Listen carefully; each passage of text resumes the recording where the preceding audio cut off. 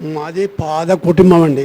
పేద కుటుంబంలో మేము బతికినాం. మేము పెళ్లి చేసుకున్నాక మా తమ్ముడు మా అమ్మ బియ్యం పప్పు ఉప్పు తీసుకుపోయి మా తమ్మిని చదివించింది. మేము కూడా పెద్దగా మేము మా తమ్ముడికి ఏం చదవలేదు, బయటికి వెళ్ళిపోయింది. మా తమ్ముడికి ఏం పని చెప్పలేదు.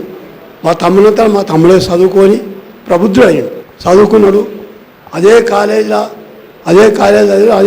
నౌకరైంది. ఆ కాలేజీలో నౌకరైంది. మా తమ్ముడికి ఒకనాడు పని చెప్పలేదు. మా అమ్మ ఉన్నన్ని రోజులు మా తమ్మునికి మంచిగా చేసేది, పెట్టేది. పప్పులు ఉప్పులు ఏదున్నా కూరగాయ కాడికెళ్ళి పంపేది. మేము కూడా మా తమ్ముడికి ఒక పని చెప్పలేదు. ఆయన చదివిందో ఆయనే పోయిండు. మా తమ్ముడు అందరికంటే చిన్నోడు. మాకు చదువులేదు, మేము చదువుకోలే. మా అన్న చదివిండు. మా అన్న తర్వాత మా తమ్ముడే చదివిండు, ఎవరు చదవలే.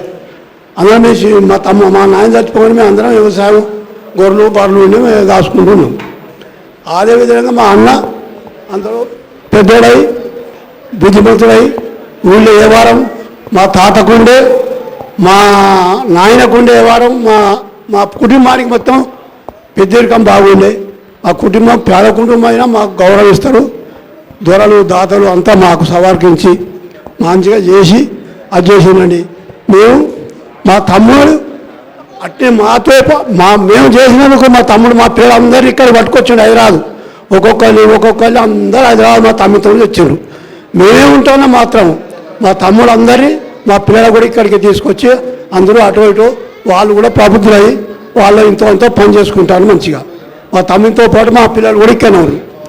అందరు ఇక్కడనే ఉన్నారు. మా కుటుంబం ఐదుగురు అన్నదమ్ముల కుటుంబాలు ఇక్కడనే ఉన్నాయి. 6 మా చిన్నమ్మతోని మా తమ్ముడు తీసుకొచ్చి మా చిన్నమ్మ తీసుకొచ్చి మా చిన్నమ్మ దగ్గర ఉండి ముళ్ళలు వస్తే ఆమె మంచిగా చేసి పోషించింది మా చిన్నమ్మ.